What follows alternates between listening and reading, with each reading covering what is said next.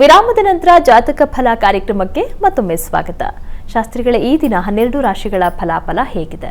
12 ರಾಶಿಗಳ ಫಲಾಫಲ ತಿಳಿಯುವ ಮುನ್ನ ಇವತ್ತಿನ ಗ್ರಹಸ್ಥಿತಿಯನ್ನು ಗಮನಿಸಿಕೊಳ್ಳೋದಾದರೆ ಮೇಷರಾಶಿಯಲ್ಲಿ ಗುರು ಇರತಕ್ಕಂಥದ್ದು, ಕರ್ಕಟಕ ರಾಶಿಯಲ್ಲಿ ಚಂದ್ರ, ಕೇತು ಇರತಕ್ಕಂಥದ್ದು, ಕನ್ಯಾ ರಾಶಿಯಲ್ಲಿ ವೃಶ್ಚಿಕ ರಾಶಿಗೆ ಮರಳಿ ಬಂದಿದ್ದಾನೆ ವಕ್ರಗತಿಯಲ್ಲಿ ಬುಧ.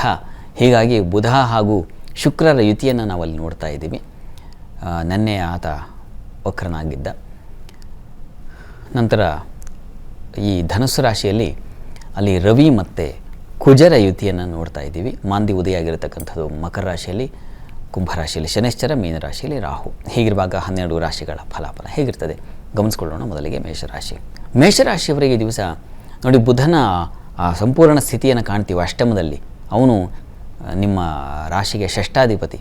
ಈ ಕಾರಣದಿಂದಾಗಿ ಸ್ವಲ್ಪ ಬಂಧುತ್ವದಲ್ಲಿ ಶತ್ರುತ್ವ ಬರತಕ್ಕಂತಹ ಸಾಧ್ಯತೆ, ಅವರಿಂದ ಲಾಸ್ ಆಯಿತು ಅಂತಕ್ಕಂಥ ಒಂದು ಆಲೋಚನೆ ಅದು ಮನಸ್ಸಲ್ಲಿ ಮೈಂಡಲ್ಲಿ ಕೂತ್ಬಿಟ್ಟಿರುತ್ತೆ. ಬಂಧುಗಳಿಂದ ಅವರಿಂದಲೇ ಹೀಗಾಗಿದ್ದು ಅದನ್ನು ನೀವು ಎಷ್ಟು ಅಳಿಸಿ ಹಾಕಿದ್ರು, ಕಿತ್ತಾಕಿದ್ರು, ಸುಟ್ಟು ಹಾಕಿದ್ರು ಹೋಗಲ್ಲ, ಅಂಥದ್ದೊಂದು ಪರಿಸ್ಥಿತಿ. ಹೀಗಾಗಿ ನರಸಿಂಹ ಪ್ರಾರ್ಥನೆ ಮಾಡಿಕೊಳ್ಬೇಕು ಈ ದಿವಸದಿಂದ. ನೀವು ಸ್ವಲ್ಪ ನಿರಂತರವಾಗಿ ಅದು ಸ್ವಲ್ಪ ಸಹಾಯ ಮಾಡುತ್ತೆ. ಉಳಿದ ಹಾಗೆ ಇದನ್ನು ಪಕ್ಕಕ್ಕಿಡಿ, ಬಂಧುಗಳ ವಿಚಾರ ಪಕ್ಕಕ್ಕಿಡಿ. ಉಳಿದ ಹಾಗೆ ನಿಮಗೆ ಸುಖಸ್ಥಾನದಲ್ಲಿ ಚಂದ್ರ ಚೆನ್ನಾಗಿದ್ದಾನೆ. ಹೀಗಾಗಿ ಸೌಖ್ಯ ಸಮೃದ್ಧವಾಗುತ್ತೆ, ಕೃಷಿಕರಿಗೆ ಅನುಕೂಲವಾಗಿರುತ್ತೆ, ಸುಖ ಪ್ರಯಾಣ ಇರ್ತದೆ, ಸೌಖ್ಯಕ್ಕೆ ಕೊರತೆ ಇಲ್ಲ. ಆತಂಕ ಮಾಡ್ಕೋಬೇಡಿ. ಯಾವುದೋ ಒಂದು ಕಾರಣದಿಂದಾಗಿ ಇಡೀ ಜೀವನ ಹಾಳಾಯಿತು ಅಂತ ಯೋಚನೆ ಮಾಡ್ತಾ ಇದ್ದರೆ ಅದು ಸಮಯ ಹಾಳಾಗುತ್ತೆ, ನಮ್ಮ ಸಮಯವೇ ಹೊರಟೋಗಿರುತ್ತೆ. ಹೀಗಾಗಿ ಆತಂಕ ಬೇಡ, ನರಸಿಂಹ ಪ್ರಾರ್ಥನೆ ಮಾಡಿ. ವೃತ್ತಿಯಲ್ಲೆಲ್ಲ ಅನುಕೂಲ ಇದೆ. ಇನ್ನು ವೃಷಭ ರಾಶಿಯವರಿಗೆ ಸಹೋದರ ಸಹಕಾರ ತುಂಬ ಚೆನ್ನಾಗಿರ್ತದೆ. ವೃತ್ತಿಯಲ್ಲೂ ಹೆಚ್ಚಿನ ಅನುಕೂಲ ಕಾಣಲಿಕ್ಕೆ ಅವಕಾಶ ಇದೆ. ಸಪ್ತಮ ಸ್ಥಾನ, ದ್ವಿತೀಯಾಧಿಪತಿ ಸಪ್ತಮ ಬಂದಿದ್ದಾನೆ, ಅದು ಶತ್ರು ಕ್ಷೇತ್ರ. ಈ ಕಾರಣದಿಂದಾಗಿ ಸ್ವಲ್ಪ ಅಲ್ಲಿ ಶುಕ್ರನೂ ಇದ್ದಾನೆ, ಜನ್ಮಾಧಿಪತಿ ಹಾಗೂ ಧನಾಧಿಪತಿ. ವ್ಯವಹಾರಗಳಲ್ಲಿ ಹಣ ಸಂಪಾದನೆ ಚೆನ್ನಾಗಿ ಮಾಡ್ತೀರ, ಅದರಲ್ಲಿ ಸಂಶಯ ಇಲ್ಲ. ವೃತ್ತಿಯಲ್ಲೂ ಅನುಕೂಲ ಚೆನ್ನಾಗಿದೆ, ಚಂದ್ರನ ಬಲ ಚೆನ್ನಾಗಿದೆ, ಹೆಚ್ಚಿನ ಸೌಖ್ಯ ಇದೆ, ಆತಂಕ ಬೇಡ. ಸಣ್ಣ ಪುಟ್ಟ ತೊಡಕಿರುತ್ತೆ, ಅದ್ರ ಬಗ್ಗೆ ತಲೆ ಕೆಡಿಸ್ಕೋಬೇಡಿ. ಈ ದಿವಸ ನೀವು, ನಾನು ಪ್ರಾರಂಭದಲ್ಲಿ ಹೇಳಿದೆ, ಶುಕ್ರ ನಿಮ್ಮ ರಾಶಿಗೆ ಅಧಿಪತಿ ಅಲ್ವಾ. ಹೀಗಾಗಿ ಬಿಳಿದಾವರೆಯನ್ನು ಮಹಾಲಕ್ಷ್ಮಿ ಸನ್ನಿಧಾನಕ್ಕೆ ಕೊಟ್ಟು ಬನ್ನಿ, ಅನುಕೂಲ ಆಗುತ್ತೆ. ಇನ್ನು ಮಿಥುನ ರಾಶಿಯವರಿಗೆ ದಿವಸ ಬುಧನ ಮರಳಿ ಬಂದಿರತಕ್ಕಂತಹ ಸ್ಥಿತಿ, ಶತ್ರುಗಳ ಭಯ, ಶತ್ರುಗಳ ಬಾಧೆ, ಸಾಲ ಬಾಧೆ, ಋಣಬಾಧೆಯಿಂದ ಬಳಲ್ತಕ್ಕಂಥದ್ದು. ಯಾಕೆಂದರೆ ಕುಜನ ಮನೆಯಲ್ಲಿ. ಈ ಕಾರಣದಿಂದಾಗಿ ಹುಷಾರಾಗಿರಿ ಹಣಕಾಸಿನ ವಿಚಾರದಲ್ಲಿ. ಉಳಿದಾಗಿ ವೃತ್ತಿಯಲ್ಲಿ ಅನುಕೂಲ ಇದೆ, ಲಾಭ ಇದೆ, ಅದರಲ್ಲಿ ಸಂಶಯ ಇಲ್ಲ.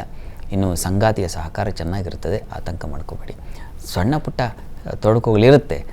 ನೀವು ಕೂಡ ನರಸಿಂಹ ಪ್ರಾರ್ಥನೆ ಮಾಡಿಕೊಳ್ಳೋದು ತುಂಬ ಒಳ್ಳೆಯದು. ಲಕ್ಷ್ಮೀ ನರಸಿಂಹರ ಪ್ರಾರ್ಥನೆ ಒಳ್ಳೆಯದು. ಕರ್ಕಟಕ ರಾಶಿಯವರಿಗೆ ನೋಡಿ, ಈ ದಿವಸ ರಾಷ್ಟ್ರಾಧಿಪತಿ ತುಂಬ ಚೆನ್ನಾಗಿದ್ದಾನೆ. ಹೀಗಾಗಿ ಆರೋಗ್ಯದಲ್ಲಿ ಚೇತರಿಕೆ ಉಂಟಾಗುತ್ತೆ, ವೃತ್ತಿಯಲ್ಲೂ ಹೆಚ್ಚಿನ ಅನುಕೂಲ. ಗಜಕೇಸರಿ ಯೋಗ ನಿಮಗೆ. ಚಂದ್ರನಿಂದ ಕೇಂದ್ರದಲ್ಲಿ ಗುರು ಇರೋದು, ಹೀಗಾಗಿ ಒಳ್ಳೆಯ ಫಲ ಇದೆ. ವೃತ್ತಿಯಲ್ಲಿ ವಿಶಿಷ್ಟ ಸಾಧನೆಯಾಗುತ್ತೆ, ಅನುಕೂಲ ಹೆಚ್ಚಾಗಿದೆ. ಬುಧ ವ್ಯಯಾಧಿಪತಿ, ಆತ ಪಂಚಮಕ್ಕೆ ಬಂದರೆ ಬೌದ್ಧಿಕವಾಗಿ ಸ್ವಲ್ಪ ಕೆಟ್ಟ ಆಲೋಚನೆಗಳು ಬಂದುಬಿಡುತ್ತೆ. ಹೀಗಾಗಿ ಸ್ವಲ್ಪ ಹುಷಾರಾಗಿರಿ. ವಿಷ್ಣು ಸಹಸ್ರನಾಮ ಹೇಳ್ಕೊಳ್ಳಿ. ಇನ್ನು ಸಿಂಹರಾಶಿಯವರಿಗೆ ದಿವಸ ಆಪ್ತರಿಗಾಗಿ, ಇಷ್ಟದವರಿಗಾಗಿ ಏನೋ ಉಡುಗೊರೆ ಅಥವಾ ಇನ್ನೇನೋ ಒಂದು ಕೊಡುಗೆ, ಈ ಥರದ್ದು ಖರ್ಚಿದೆ. ಅದು ಸಂತೋಷದಿಂದ ಮಾಡ್ತೀರ, ಅದರಲ್ಲಿ ಏನು ತಪ್ಪಿಲ್ಲ. ಇನ್ನು ವೃತ್ತಿಯಲ್ಲಿ ಹೆಚ್ಚಿನ ಅನುಕೂಲ ಕಾಣಲಿಕ್ಕೆ ಅವಕಾಶ ಇದೆ ಖಂಡಿತ. ಮಿತ್ರರ ಸಹಾಯ ಚೆನ್ನಾಗಿರ್ತದೆ ಈ ದಿವಸ. ಹಣಕಾಸಿನ ಸಹಾಯವೂ ಉಂಟಾಗುತ್ತೆ. ವ್ಯಾಪಾರಿಗಳಿಗೆ ಅನುಕೂಲಕರವಾಗಿದೆ, ಹೆಚ್ಚಿನ ಸೌಖ್ಯ ಇದೆ, ಆತಂಕ ಬೇಡ. ಈ ದಿವಸ ಈಶ್ವರನ ಪ್ರಾರ್ಥನೆ ಮಾಡಿಕೊಂಡ್ರೆ ಸಾಕಾಗುತ್ತೆ.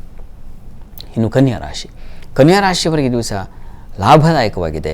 ಈ ಹಾಲು, ಹೈನು, ಧಾನ್ಯ, ದವಸ ಇಂಥ ವ್ಯಾಪಾರಿಗಳಿಗೆಲ್ಲ ತುಂಬ ಉತ್ಕೃಷ್ಟವಾಗಿದೆ. ಕೃಷಿಕರಿಗೆ ಅನುಕೂಲಕರವಾಗಿದೆ. ಸಹೋದರಲ್ಲಿ ಸ್ವಲ್ಪ ಭಿನ್ನಾಭಿಪ್ರಾಯಗಳು ಬರುವ ಸಾಧ್ಯತೆ ಇದೆ. ಹೀಗಾಗಿ ನರಸಿಂಹ ಪ್ರಾರ್ಥನೆ ಮಾಡಿಕೊಳ್ಳಿ. ಮತ್ತು ನಾಗ ಪ್ರಾರ್ಥನೆ ಎರಡೂ ಬೇಕು, ಎರಡರಿಂದ ಅನುಕೂಲ ಉಂಟಾಗುತ್ತೆ. ಸರಿ ಶಾಸ್ತ್ರಿಗಳ, ಇನ್ನುಳಿದ ರಾಶಿಗಳ ಬಗ್ಗೆ ಮಾಹಿತಿಯನ್ನು ಕೇಳಿ ಪಡೆದುಕೊಳ್ತೀನಿ. ವೀಕ್ಷಕರೇ, ಇನ್ನುಳಿದ ರಾಶಿಗಳ ಫಲಾಫಲ ವಿರಾಮದ ನಂತರ.